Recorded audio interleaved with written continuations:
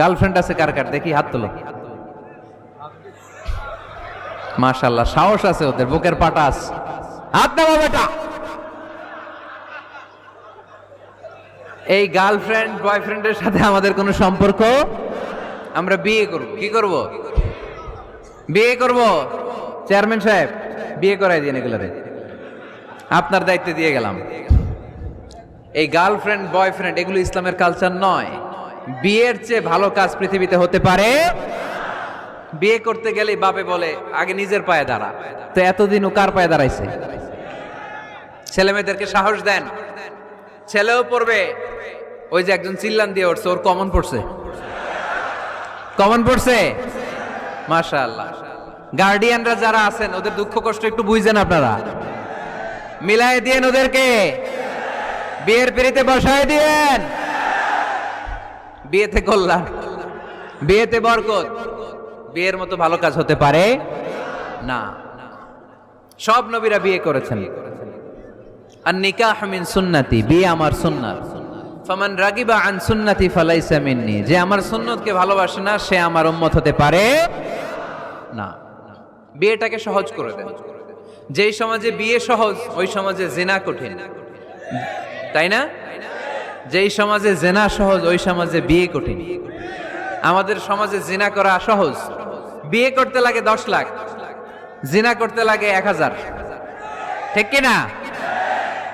10 লাখ টাকা ছাড়া বিয়ে করা যায় না। এটা লাগবে, ওইটা লাগবে, এই দাও ওই দাও, মোহর দাও, বিশাল অঙ্কের মোহর। 10 লক্ষ টাকা ধার্য না করলে মেয়ে দিবে না, এরকম আছে না নাই? না, এগুলো আসলে ইসলামিক কালচার না। ছেলের বাবা মেয়ের বাবা উভয়কে আমি বলি বিয়েটা সহজ করে দেন, সহজ করে দেন।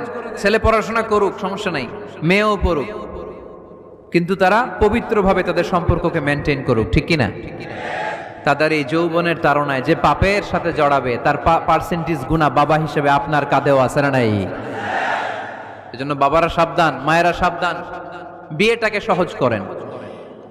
এই এলাকার যুব সংঘ যারা আছো, তোমরা একটা ক্যাম্পেইন করবা এই মাহফিলের পরে, টাইমলি ম্যারেজ ক্যাম্পেইন।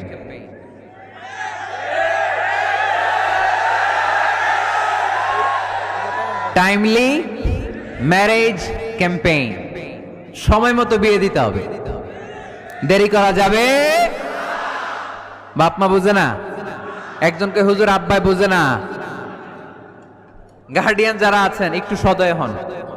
ওরা যে পাপের সাথে, পাপের রাস্তা যে ওরা চিনে যাচ্ছে, পাপের পথে যে জড়িয়ে যাচ্ছে, আল্লাহর সুপ্রিম কোর্টের কাঠগড়ায় আসামি করে আল্লাহ সেদিন আপনারে দাঁড় করাবে। আল্লাযীনা হুম লিফুরুজিহিম হাফিজুন, they guard their privates. মুকদ্দমাতুল হারামে হারাম, এট এ গ্ল্যান্স। একটা নারীর দিকে চোখ পড়ে যাওয়া এটা হারাম না, কিন্তু এই চোখ পড়ার কারণে এটা জেনার দিকে নিয়ে যাবে, এজন্য এটাকেও হারাম করেছে কে? মুকদ্দমাতুল হারামে হারাম। এই নজরটা বড় খারাপ। আন-নাযার সাহামুন মাসমুমুন মিন সিহামি ইবলিস। এই নজর হচ্ছে শয়তানের বিষ মাখানো তীরের মধ্যে থেকে একটা ভয়ঙ্কর তীর। এই তীর দিয়ে শয়তান যুবক আর যুবতীদেরকে কাবু করে ফেলে। আমরা শয়তানের হাতে ধরা দিতে চাই না, আমরা বিয়ের মতো পবিত্র বন্ধনে আবদ্ধ হতে চাই, ঠিক কি না?